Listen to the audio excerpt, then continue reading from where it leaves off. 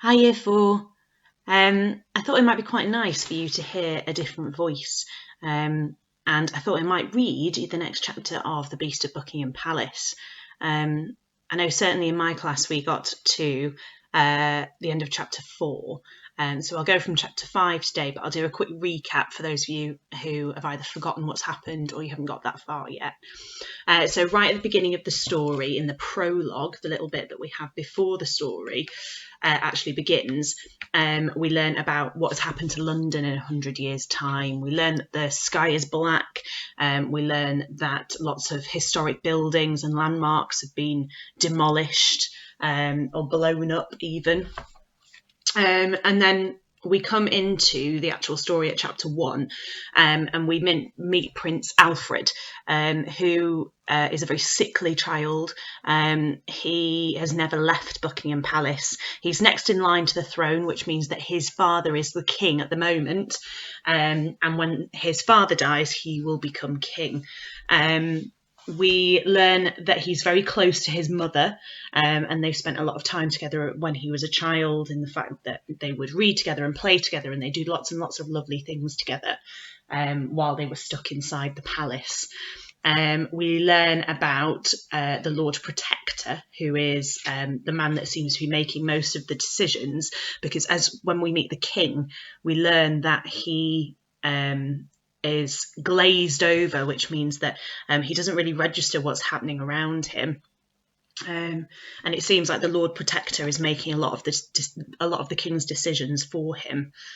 And just at the end of chapter 4, we see that Prince Alfred's mother, the Queen, is being taken away for her part, supposedly, in the revolutionary plot to blow up St. Paul's Cathedral. Okay, let's get going. Chapter 5, The Unblinking Stare. As the Lord Protector led him slowly along the corridor, Alfred could sense something hovering behind him. He looked round to see a giant eye staring back at him. It was the all-seeing eye, a huge roving robot camera. It was powered by thousands of tiny jets, which allowed it to move silently in any direction, up, down, left, right, and everything in between. The all-seeing eye could soar high up into the air above the palace to see for miles around, or glide silently down into the depths of the building. What it saw through its unblinking eye was beamed right back to that huge television screen in the throne room. There the king, and of course the Lord Protector, could see everything.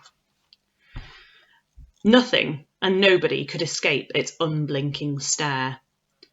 Alfred was drained, not only physically, but also emotionally. It took all of his strength to climb the long, winding staircase back up to his room at the top of the palace. When he finally reached his bedroom, the Lord Protector said, "Good night, Your Royal Highness. I know how much you love a good book. Would you care for a good night story?" "No," came the terse reply. "I am not a baby." The boy's eyes were still stinging with tears. "Forgive me, sir, but you do sometimes cry like one." Alfred wanted to thump him, if only he had the strength. "Oh, just a little joke, sir. No point shedding tears over traitors. After you," purred the Lord Protector, guiding the young prince through the doorway with a little bow. Then, with the precision and speed of a close-up magician, he took the key out of the lock on the inside. "I think it best that I hold on to this, sir. For your own protection, of course," he said. "But I wish you good night. Sweet dreams." The Lord Protector patted him on the head. Alfred couldn't bear the man's long, thin fingers touching him. He shuddered. With the all-seeing eye still hovering behind, the Lord Protector shut the prince's bedroom door and locked it. Click. Alfred staggered to his bed and lay down, burying his head in the pillow. He wanted to cry until his body turned inside out, just like a baby. But right now, tears solved nothing. Alfred had to do something. He sat up on the bed. From his window, he could see that St. Paul's Cathedral was still ablaze. By morning, this historic monument, an icon of London's skyline, would be little more than charred rubble. In his heart, the boy knew that his mother couldn't be behind this terrible attack. It went against everything he knew about her, and he knew her better than anybody. She was kind and loving, the best mother he could ever imagine. The Queen was not capable of such unspeakable horror. What's more, why would she ever do such a thing? The revolutionaries were sworn enemies of the royals. They wanted the royal family dead. It didn't make sense. Alfred was determined to find out what was really going on. The mysterious chalk markings on the floor, the strange cuts on his father's hands, his dearest mama being branded a traitor. It couldn't be true. Alfred was determined to prove his mother's innocence, and to do that, he had to turn detective. The boy tiptoed back over to his bedroom door. Peeping through the crack underneath it, he could see a shadow on the floor. The all-seeing eye was still hovering outside, keeping watch over him. Even if he could find a way of unlocking the door, royal guards would be here in seconds. His next stop would be the Tower of London. Alfred, instead, tiptoed over to his window. As the glory days of Buckingham Palace were long gone, in the prince's bedroom there was an infestation of woodworm, the larvae of beetles that eat through wood. There were tiny holes in his bed frame, his cupboard, and when he rolled back the stained silk rug that lay in the middle of his room, there were holes in the floorboards too. The window frames were made of wood, and the wood was rotting. Alfred ran his fingers along the hundreds of holes in the frame. Cold air was whistling through them. That meant that, even though the glass was bulletproof, there might be a way of taking the whole window out. Alfred crept over to his wardrobe. He pulled a wire coat hanger off the rail. Clank! Then he untwisted it. Rink, dink, kink. He then bent it so that it was left as a long metal rod. He made sure the end had a little bend in it, and then fed it through one of the tiny holes.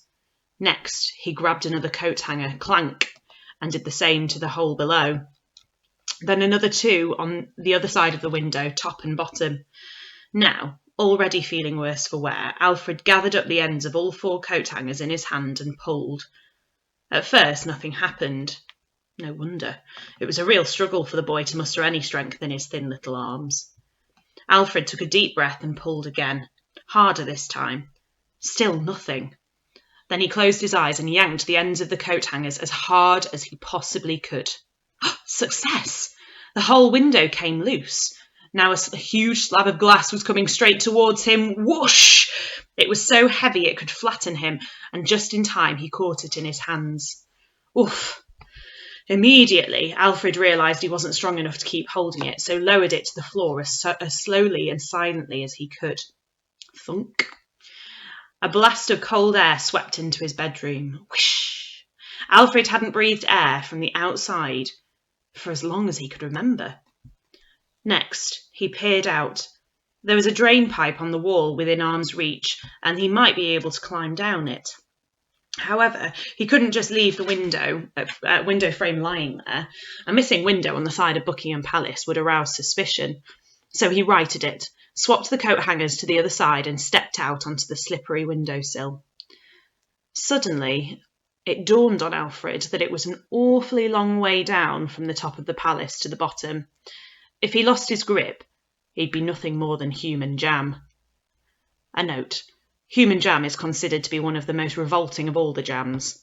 Other unpopular varieties include snot jam, toenail jam, stinging nettle jam, wasp jam, superglue jam, gravel jam, earwax jam, hedgehog jam, and smelly sock jam. Next, using his weight as a lever, he pulled the window back into place from the outside. Then, summoning all of his strength, Alfred shimmied over to the drain pipe. Avoiding the Royal Guard's searchlights that raked the walls day and night looking for intruders, the boy slid over to the side. Next, right next to his room, was the King's bedroom. He and the Queen had separate bedrooms for as long as Alfred could remember. The room was vast, with a huge 4-poster bed, 2 sofas arranged around a coffee table and a marble fireplace. From outside the window, Alfred saw his father, sitting alone at the end of his bed. The man stared straight ahead. At first, Alfred was worried that his father had glimpsed him, but no, the man was staring into space. The king rubbed the palms of his hands. That's where those strange cuts were. Just then, the door to the king's bedroom opened. Click! It was the Lord Protector, and Alfred ducked out of view. Then, after a few moments, the boy lifted his head so he could peer through the window again. He could see the Lord Protector leading his father off somewhere. But where? As the king's bedroom door closed behind them, Alfred began his slow descent down the drain pipe. The next window was the library. This was one of the largest rooms in the palace, stocked from top to bottom with antique books, all of them extraordinary, some even unique. The titles included Ancient England, Heraldry Through the Ages, A History of Royal Palaces, A Book of Dragons, The Crown Jewels, The English Civil War, Royal Portraiture, an Encyclopedia of Traitors, Notable Beheadings, Witchcraft of the British Isles, Royal Toilets, and Smells of Medieval Britain, a scratch and sniff book. Alfred was surprised not to see the Lord Protector in the library. He was often to be found there alone, reading late into the night. The library was where the man had begun his career at Buckingham Palace, all those years ago, when he was just a humble librarian. That was decades ago, well before he became the Lord Protector. There was a narrow gap in the curtains, and Alfred manoeuvred himself closer to the glass so he could peek through. The lights were out, and the room was dark, but the light of the candle flickered in the gloom. There was a lone figure with their back to the window. Who were they, and what were they doing? It was hard to make out. Alfred kept very still and watched.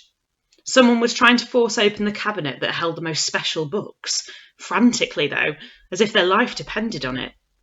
Alfred pressed his face right up against the window to get a better look, but as he did so, he lost his footing for a moment and his head hit the glass. Thunk! Immediately, the candle was blown out and the library was plunged into darkness. Alfred moved out of sight of the window.